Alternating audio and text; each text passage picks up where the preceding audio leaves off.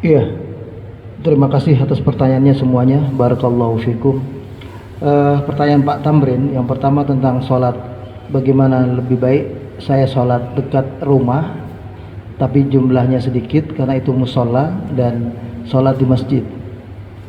Begini, sebenarnya justru hikmahnya mengapa di Indonesia ini begitu banyak di samping masjid ada musola, ya disebutnya musola, disebutnya langgar, itu karena tahu bahwasanya tidak mudah untuk menjangkau masjid karena jaraknya yang jauh.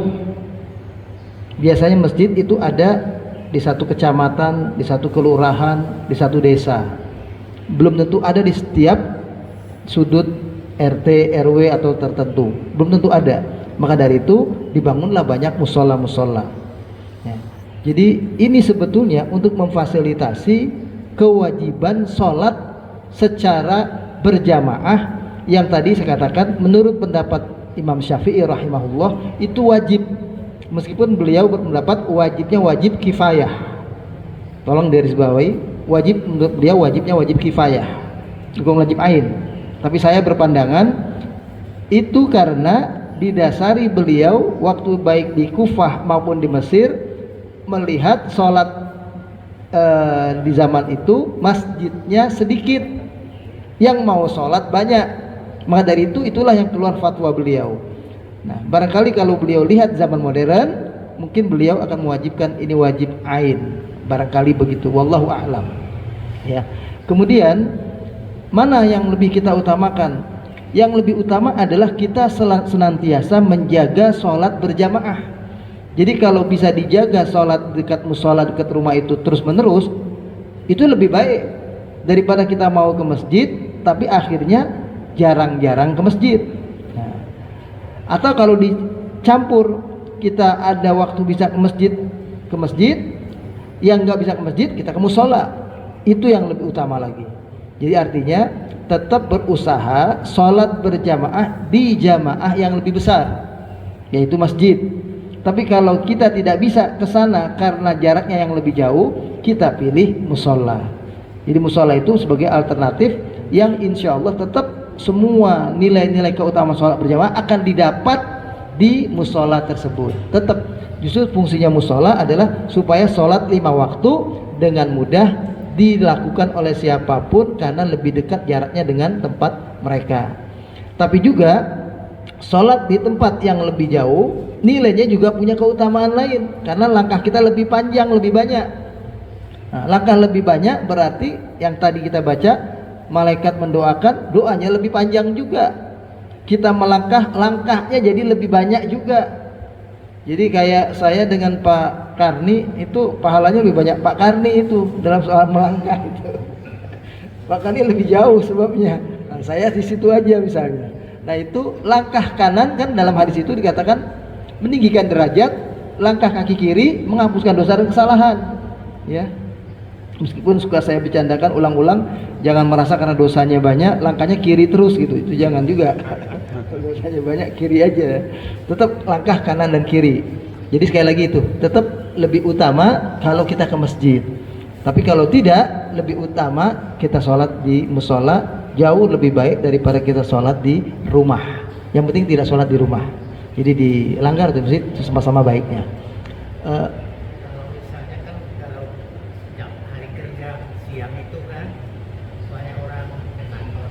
Ya, kalau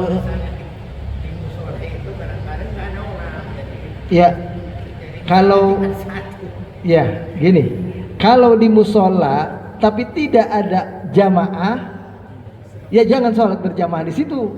Tapi kalau ada minimal 2 boleh, karena itu tempat sholat sehari-hari. Tapi ada cuma berdua, itu lakukan. Tapi kalau sendiri, jangan sholat di musola atau di masjid sendiri. Namanya sholat sendiri juga. Lain hal kalau azan dikumandangkan orang pada nggak datang, kayak Masjid Baitur Rahman ini misalnya, udah ada kumandang azan, orang nggak ada yang datang, si muazin sholat sendiri. Nah itu nggak apa-apa, dia sholat sendiri, insya Allah dinilai sholat berjamaah, karena yang dipanggil nggak ada yang mau datang, itu misalnya. Tapi saya kira hampir tidak adalah seperti itu. Kalau musola mungkin betul tadi, karena jumlah sholatnya mungkin 5 orang, 6 orang, pas siang hari pada ke kantor semua. Jadi akhirnya yang pensiun ini mau sholat di musola bisa sendiri. Nah itu kalau begitu keadaannya berarti tenaganya disimpan, waktu siang sholatnya ke masjid, waktu yang mudah baru kita sholat di musola. Diatur begitu aja Pak Tamrin, barangkali begitu ya. Jadi jangan sampai dosanya nggak ditinggalkan itu. Insya Allah tidak dosa ya, insya Allah tidak dosa ya. Ya, kalau memang nggak ada musola itu, bolehkah musola nggak ada sholat berjamaah karena semuanya sibuk di kantor? Jawabannya tidak apa-apa. Musola itu kan untuk memudahkan orang yang sholat. Nah kalau nggak ada yang azan, nggak ada yang sholat berjamaah, ya nggak apa-apa kalau sejauh itu namanya musola. Tapi kalau masjid kan memang lingkungannya lebih besar, maka ya mestinya ada.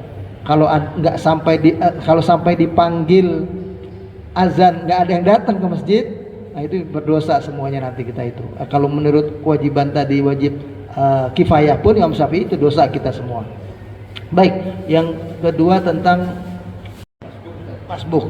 Begini, untuk kita sholat sebagai masbuk, tadi sebetulnya bercampur dengan pertanyaan tentang bacaan sholat. Ya. Kita kalau masbuk itu dikatakan oleh Nabi, man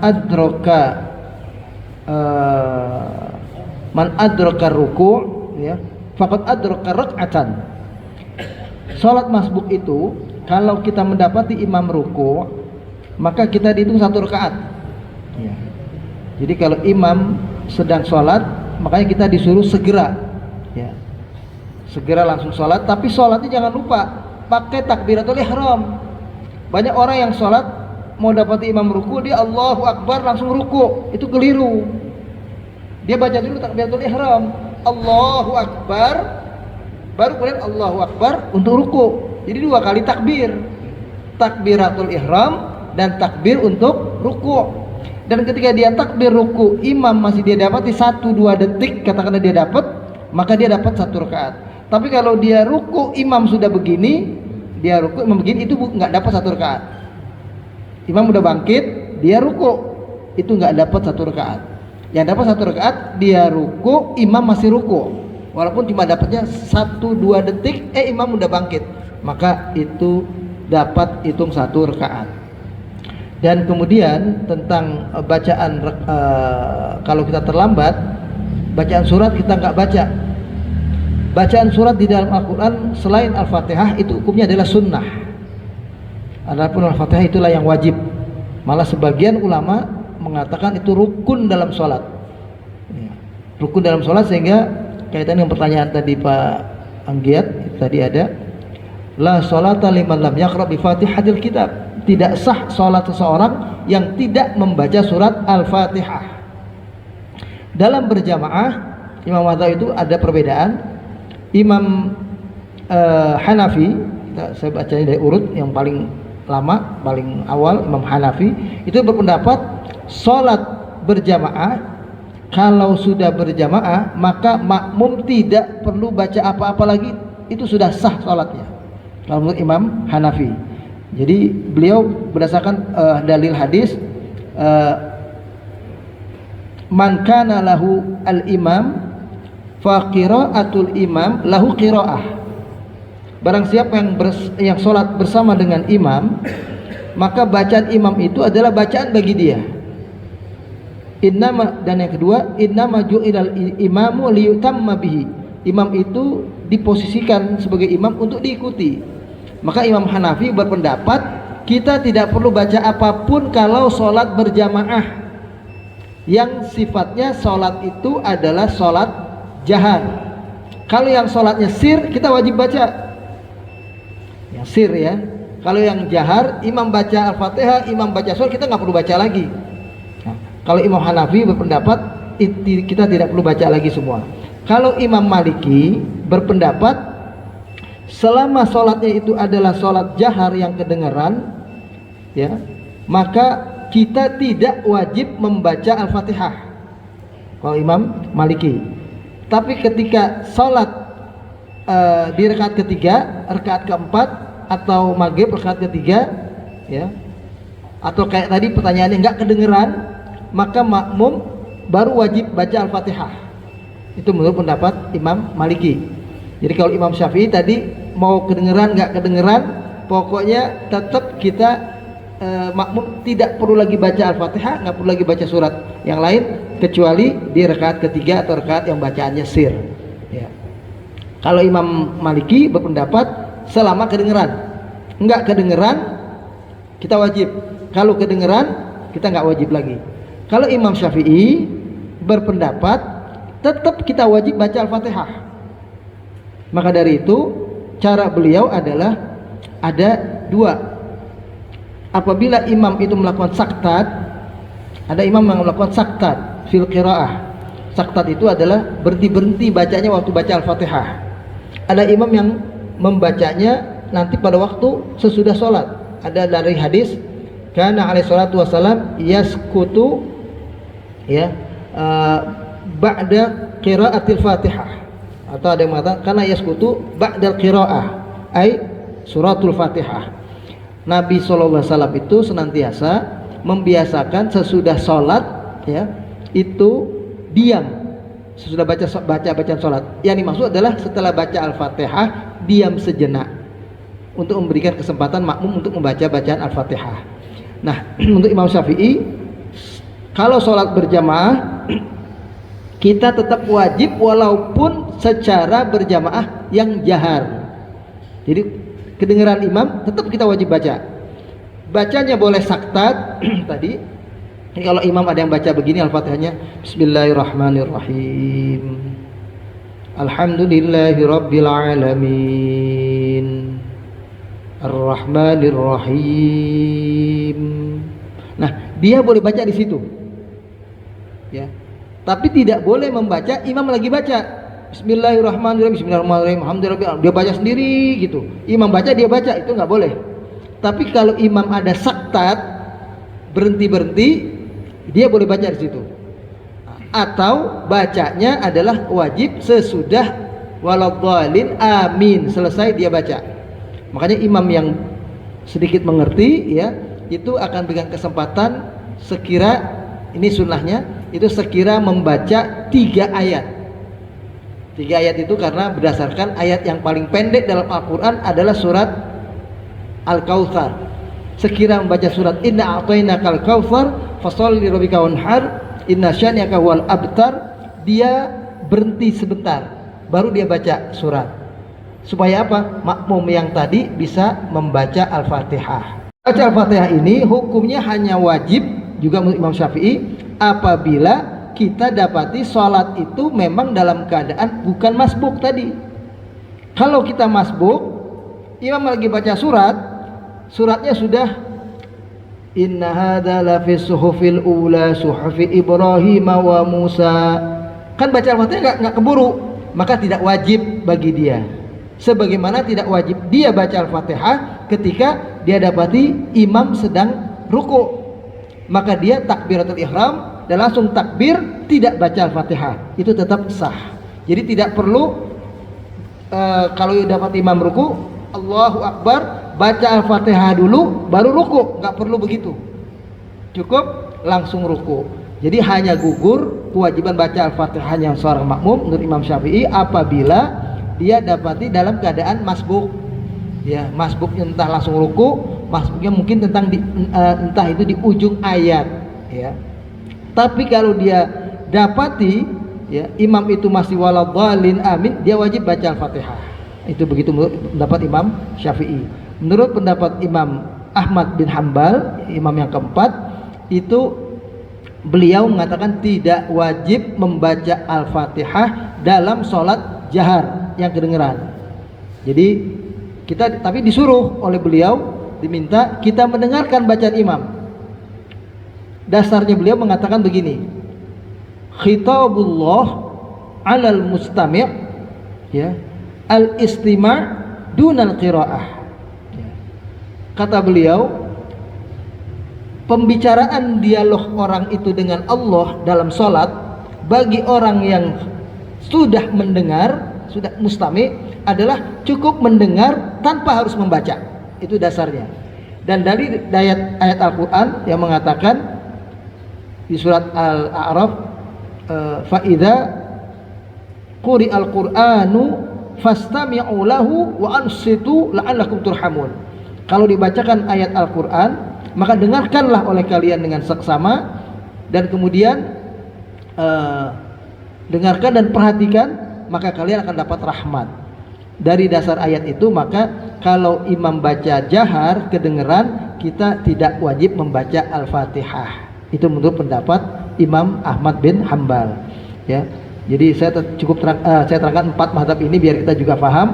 Nah, Imam Syafi'i yang biasa dipakai di sini kita di Masjid Jami Baitur Rahman berpendapat wajib membaca, dan cara membacanya boleh ketika imam saktat, ya, jadi dibaca Al-Fatihah, ya, atau imam sesudah baca waladhdallin amin dibaca di situ.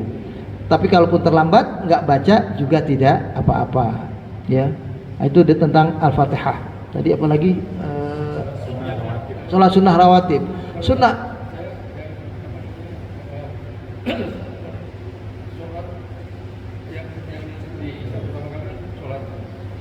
yang dihisab sholat pertama, ya. Nabi pernah juga amalan yang terbaik adalah satu sholat, kedua minum baik dari, dan ketiga Ya jihad tadi, ya. sementara ada dialog antara Nabi Musa dengan Allah, apa namanya, sholat Itu tentang dialog dengan Nabi Musa, itu riwayatnya juga masih perlu didalami, karena dialog itu adalah dialog beliau Nabi Musa, dan itu bukan syariat Nabi kita Muhammad SAW. Kita tidak perlu terlalu harus concern lebih di situ. Itu hanya untuk menunjukkan di zaman itu itulah cara ibadah terbaik dari Nabi Musa alaihissalam.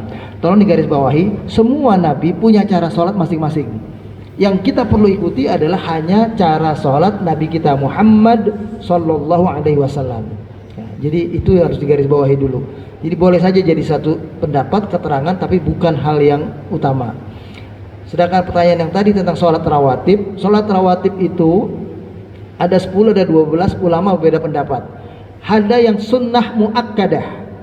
Yang sunnah muakkadah, sunnah yang Nabi tidak pernah meninggalkan sholat itu setiap saat. Ya, saya bacakan dari awal, ya. Pertama, sholat sunnah sebelum subuh. Yang kedua, sholat sunnah sebelum sholat zuhur. Ya. Kadang Nabi sholat 2 rakaat, kadang 4 rakaat. Jadi 2 rakaat salam, 2 rakaat salam. Kalau 4, bukan 4 sekaligus, bukan. Ya. Sebelum zuhur 2 rakaat atau 4 rakaat. 2 salam, 2 salam. Ya, tapi ya, bukan 4 rakaat sekaligus sekali lagi. Tapi tidak pernah beliau tinggalkan juga. Ini namanya jadi muakkadah. Kemudian sesudah sholat zuhur tidak pernah beliau tinggalkan. Kemudian sesudah sholat maghrib tidak pernah beliau tinggalkan. Kemudian sesudah sholat isya itu yang tidak pernah beliau tinggalkan. Adapun sebelum sholat maghrib, sebelum sholat isya, sebelum sholat asar, beliau pernah melakukan dan kadang tidak melakukan. Bahkan sholat asar ada riwayat beliau kemudian sebetulnya takrir. Ketika datang ke masjid ada sahabat sedang sholat, sahabat yang lain sudah akan mengumandangkan iqamah untuk sholat, maka Nabi suruh tunggu, tahan, karena ada yang sholat. Karena ada yang sholat sunnah sebelum asar, Nabi biarkan, maka sholat sunnah sebelum asar pun hukumnya juga boleh. Jadi tetap ada syariatnya. Jadi sebelum asar, sebelum maghrib, sebelum isya itu sunnah rawatib itu tetap ada, tapi bukan sunnah yang muakkadah. Yang muakkadah tadi itu tadi sebelum subuh, sebelum zuhur, sesudah zuhur, sesudah maghrib, sesudah isya. Ya, itu yang muakkadah. Ya. Jadi bisa 10 kalau sholat zuhurnya 2, bisa 12 kalau sholat zuhurnya 4 rakaat. Itu begitu. Sesudah asar dan sesudah subuh. Itu. Saya kira cukup jelas itu, ya. Surah Al-Baqarah ini setelah ayat 43 itu bunyi ayat begini. Atamuruna nasa bil birri wa tansawna anfusakum wa antum tatlunal kitab afala taqilun. Allah ingatkan kita jangan seperti orang-orang Bani Israel, ngajak orang kepada kebaikan tapi dia sendiri ngelupain dirinya. Ngajak orang ayo sholat ke masjid tapi dia sendiri nggak ke masjid. Itu Bani Israel. Itu diserahkan dalam ayat ini biasa begitu. Kalian lupakan diri kalian, padahal kalian baca, kalian ngerti itu adalah harusnya begitu. Nah, itu begitu. Itu kaum Bani Israel. Nah, ini di dalam ayat 44 dari ayat yang tadi kita baca, ayat 43. Dan kemudian ada kalimat berikutnya, wasta'inu bis-sabri was-shalah, ya, mintalah tolong dengan sabar dan salat, wa innaha lakabiratun illa 'alal khashi'in. Sabar dan salat bukan hal yang mudah. Apalagi lagi ada bencana, lagi ada sakit, lagi ada apa, suruh sabar. Kadang kita ngomong enak aja ngomong sabar, lu nggak ngerasain, gua yang ngerasain, susah sekali sabar, kan begitu.